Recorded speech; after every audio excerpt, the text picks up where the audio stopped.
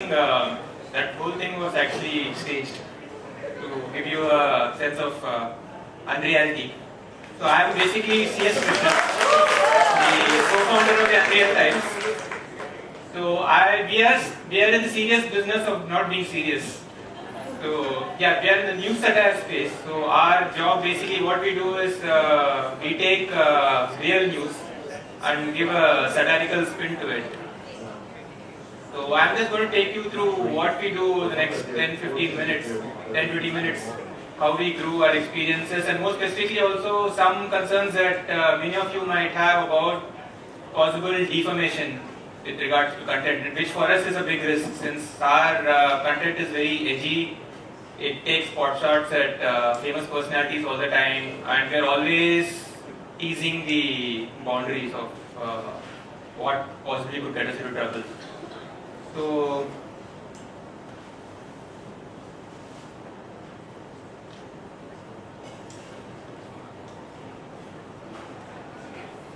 yeah, so these are basically our heroes. It's because of people like them that we managed to get traffic, we managed to give people a good time. So, yeah, they are our inspiration. The last one, unfortunately, he's fading away, and it's making life very difficult for us because the current Prime Minister doesn't offer as many opportunities. And like we are also part of the crowd who says, "Kahan gaye achhe din?" There are no achhe din for us for sure. With Narendra Modi around. So basically, our site, to tell you about how we started in 2011. We were actually doing some extremely mind-numbing, policy-wonkish work in the real world. We were working with Mr. Yashwant Sinha, the former finance minister, and trying to do some serious number crunching for presenting the show called Shadow Budget.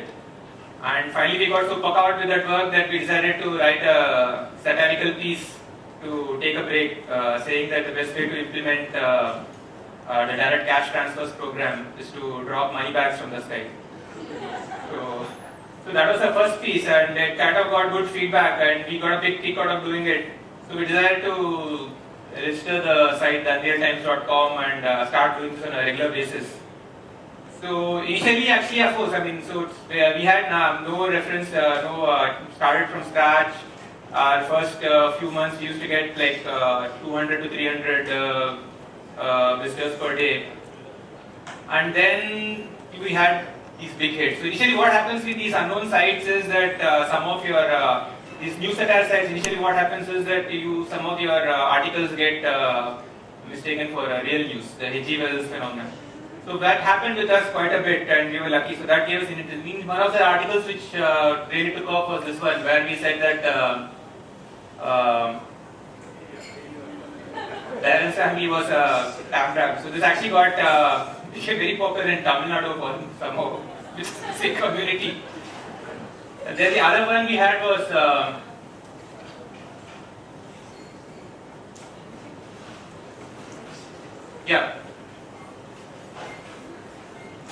the other one we had was this one with Imran Khan, where we said that American journalist mistook the wrong Imran Khan. So this article actually became very viral in Pakistan, where people thought it's real, and there's also a lot of anti-Americanism that time. So this gave them an excuse to vent their fury against Americans, playing into the stereotype that Americans are very geographically challenged, culturally literate, ignorant about the rest of the world.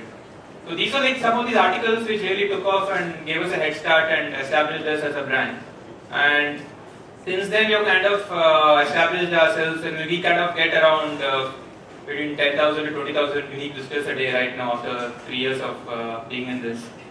And it's basically, so our whole play has been a play on content. And one of our heroes, I forgot to put his photo there, apart from Kejriwal, Arnab Goswami, it's Ravi Shastri. So he's one of our favorites. We do a lot of articles on him. And he's cliche king, right? So to use a cliche, content is king. So we believe that content is king. So whatever you do, you need to make sure your content is great. Everything else follows from that automatically. Your SEO, your optimization, search engine, social media, etc., etc. That said, We ours was a content play, and we are very focused on social media from day one. So Twitter and Facebook, we made sure that we developed a huge base there, and a lot of traffic. Our traffic comes from the social media. Social media especially is important for us because humor articles with humor in them do especially well, have more chances of being shared. Especially if it's visual, with where people have less bandwidth, less time, they prefer something which they can instantly consume. So some of our articles really do well on social media, Facebook especially. So we focus on Facebook and Twitter from day one, and Twitter was a very long, big struggle for us. It took us about 1 year to get 1,000 followers. Then it took us the next 1 year we got to 10,000, and year 3 we got to 30,000. Year 4 we are now 80,000. So it's been that kind of S-curve growth which happens with like the higher your base, the faster in absolute terms you grow then.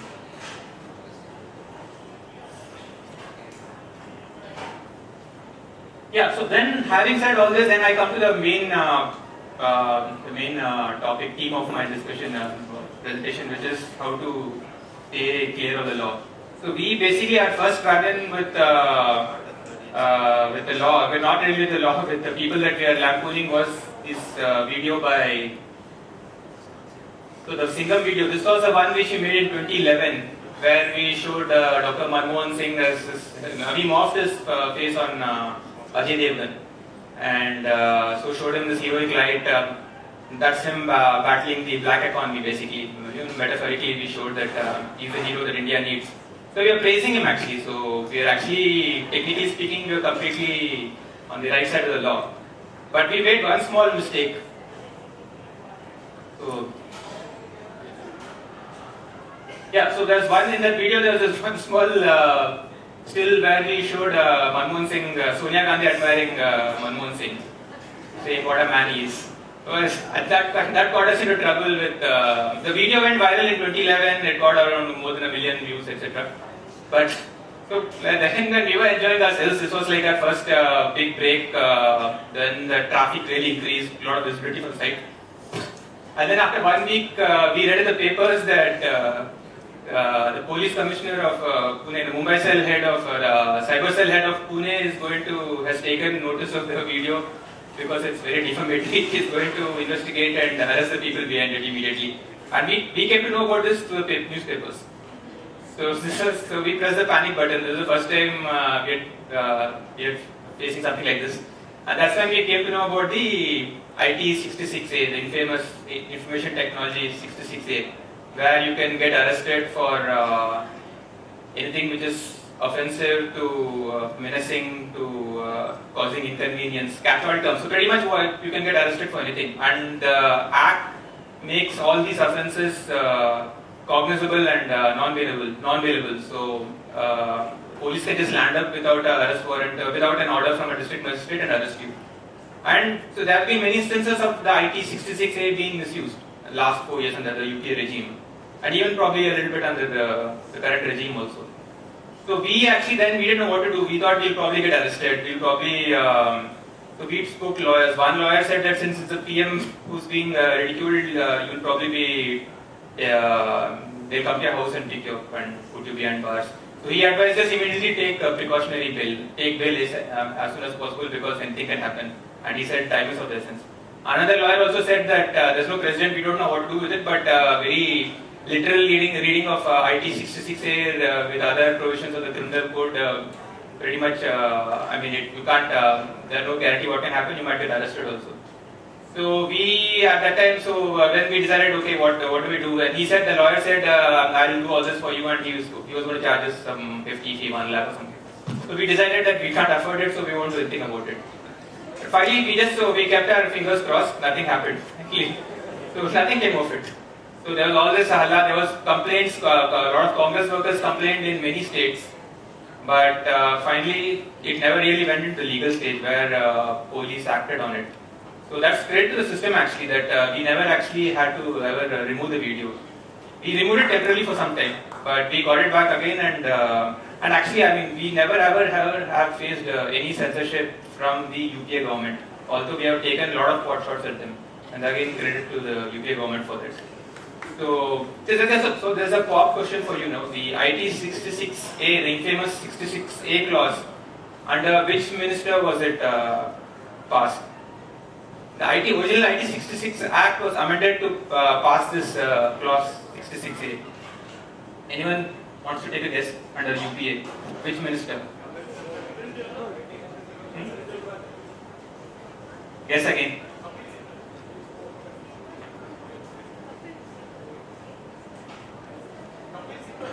So,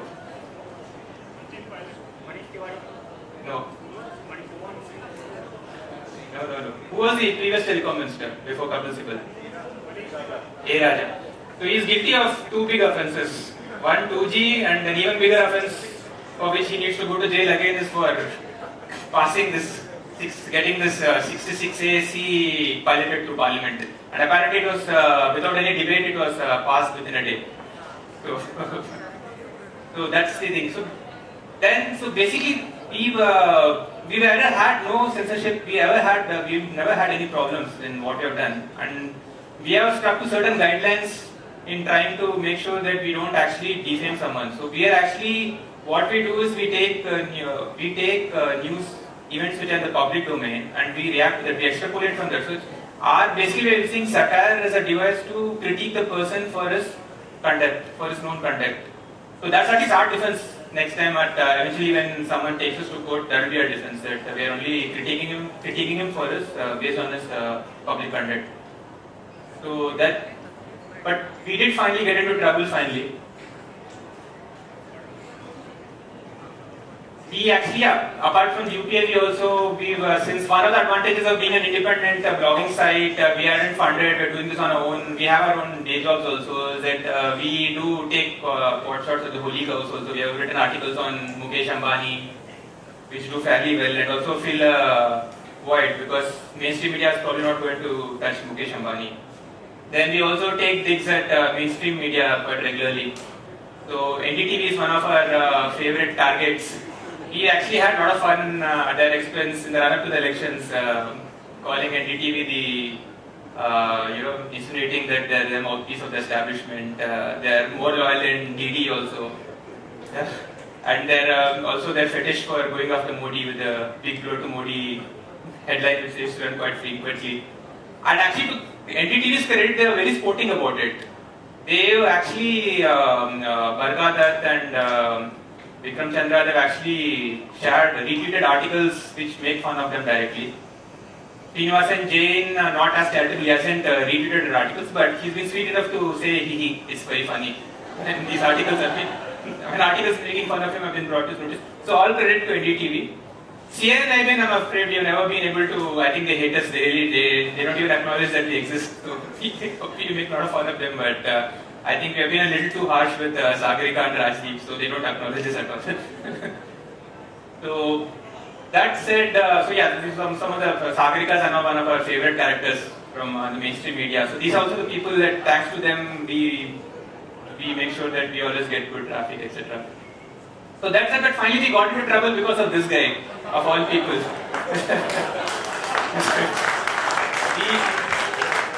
After all this, we thought we'd dodge all the bullets, and then finally we discovered that one of our, this article got blocked by Arindam Chaudhary. This happened about 2 years back. He blocked about 8 URLs, including one UGC URL. Many articles were faking news, and one article of ours. So so it's still blocked, and this is some lacuna in the judicial system. He's got some arrangement with the Guwahati High Court. All his cases are filed there, and he gets to remove content which is, he's now trying to get Google to modify its behavior. Good luck to him if Guwahati High Court can get Google to bend before them. So one of our guidelines is that we steer clear of religion. In satire, we don't want to do anything about religion. I mean, our policy is that if you want to critique it rather than write a serious piece, don't resort to satire. We don't have the guts to do religion, to take on religion. We had trouble with this article actually. We had actually put in the photo, we had put a picture of one of the Shankaracharyas instead of this guy. And so the people like the article, but a lot of people said, why are you putting Shankaracharya? So we got it removed actually. So one of our lessons has been we have been receptive to feedback. If something is offensive, it's something is subjective, and we decided it's not central to the argument we're making or the point of the article. It's very incidental or peripheral. Then we are happy to work with those people to modify the content accordingly. So we have had very few instances of such of having to modify stuff. Mostly people have been okay with it. So that said, it's been 2013 was a golden year for us in the run-up to the elections, where it was very politically charged. We had a good time. Then AAP also came and gave us even great content. They were manna from heaven for us. And then after the elections, it's been like, as I said earlier, it's been big downhill. No Achhe Din. Even the IRCTC server got fixed, so we ran out of jokes there also. Otherwise, we used to always, on a hard day, on a non-rainy day, we'll rely on this to bail us out. So the BJP government, one of the marked complaints is, which I want to take up with Mr. Goenka later, is that the BJP needs to really get its act together and entertain us like the previous government. So I think the honeymoon, hopefully it will not last much long, and then we'll all be back to having a good time.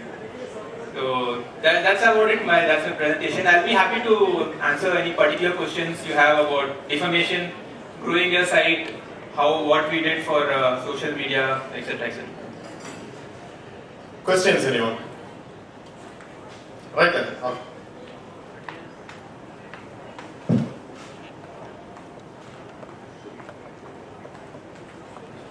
So, question is like, how do you react to something? You have a plan, you have satire content, but what precautions do you take so that you don't get into like legal hassles, and how do you what advice you have? So say we take so generally to bloggers, you come on like a revealing story, you want to go ahead with it. Obviously you're going to get calls from the companies like brands connected to it, and they're going to threaten you and ask you to put it down. So how do you still not react to it and still go ahead? In our case, we make sure that our facts our satire is grounded in known facts. So we are saying that ultimately we take recourse to fact. What we are saying is fair opinion. We are commenting on that person's, critiquing that person's or that entity's public track record, known public track record, using this lens of using a device, literary device of satire. So if there's no basis to it, you're not going to do it. If you're going to make a joke about Rahul Gandhi being a womanizer, say, there's no basis to it. At least as far as we know, there's nothing like that in the public domain. So to make a whole article about Rahul Gandhi being a womanizer, and people might laugh, but there's no basis to it. And if Rahul Gandhi sues us, we'll accept it. Have there been any instances of people taking your content as a genuine piece of content and reacting? Yeah, so that we have a disclaimer saying that it's all fake, not to be confused with real news. So those disclaimers are there. So this initially, I think with this news satire or even with unknown bloggers, if you're going to start, if you're going to dabble in this genre of satire, writing fake articles, initially you might run the risk of the article being mistaken for a real article, which is good for you actually initially, because that's going to actually get you a lot of traffic. But over time, then as you establish yourself, then people know that your this particular brand is associated with writing fictitious articles, not to be confused with real news. So that dies down after some time. So that's not an issue. All right, a big round of applause for CS Krishna, right?